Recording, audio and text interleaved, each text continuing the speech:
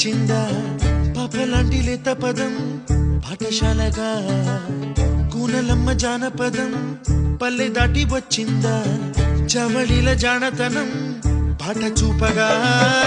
కుంచెలో